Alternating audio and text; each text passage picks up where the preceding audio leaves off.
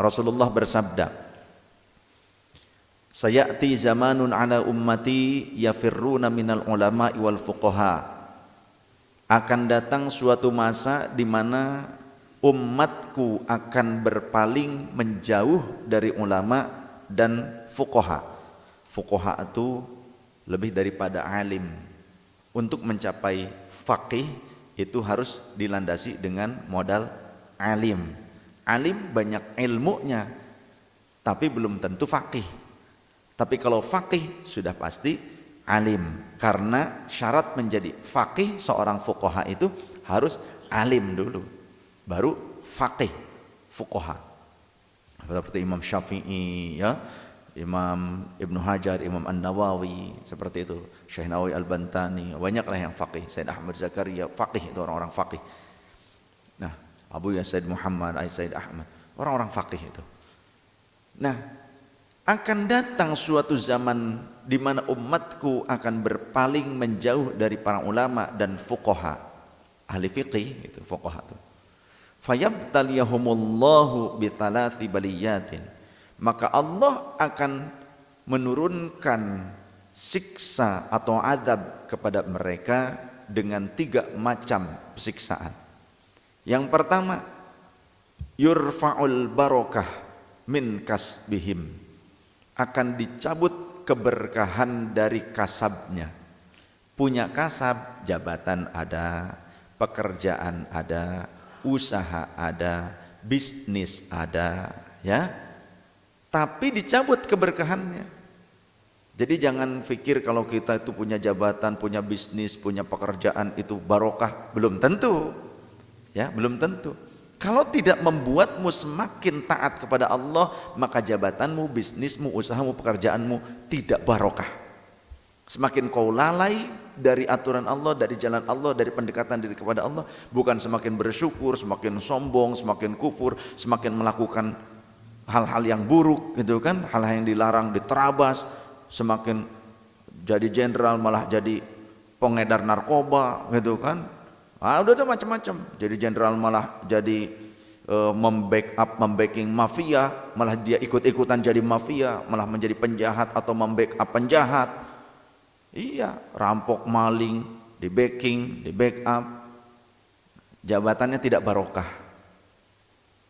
Maka kalau sudah seperti itu, nanti anaknya, istrinya, keluarganya, keturunannya sulit untuk bisa mencapai keridhaan Allah. Bisa jadi menjadi beban tanggung jawab dia di akhirat sebagai penanggung jawab kenapa dia membiarkan keluarganya celaka. Padahal kan perintah Allah, qu anfusakum wa ahlikum naro, jaga diri kalian dan keluarga kalian dari api neraka. Tanggung jawab terlebih seorang suami, jangan hanya mencari nafkah lahir saja, tapi bagaimana cara menjaga keluarga supaya terhindar dari api neraka. Yang kedua, azab yang Allah timpakan kepada orang yang menjauh dari ulama dan fuqaha, yusallituhumullahu sultanan zaliman. Allah akan menguasakan para pejabat yang zalim. Allah akan menguasakan para pejabat yang zalim. Ini Rasulullah yang bilang nih, jangan protes sama saya, protes sama Rasulullah.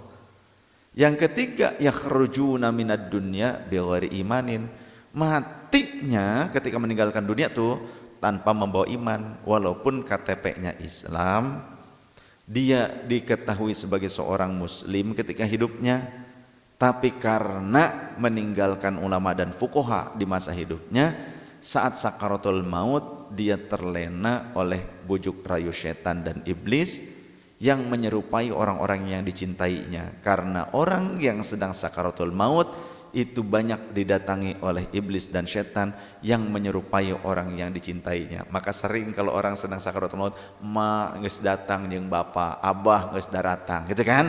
Bisa jadi setan yang sedang berupaya membujuk rayu dia. Ketika saat itu dia koma, orang-orang di sekitarnya yang masih hidup menyangka dia masih muslim. Padahal saat itu pula dia mengikuti bujuk rayu setan, batinnya mengiyakan kemurtadan, kekafiran.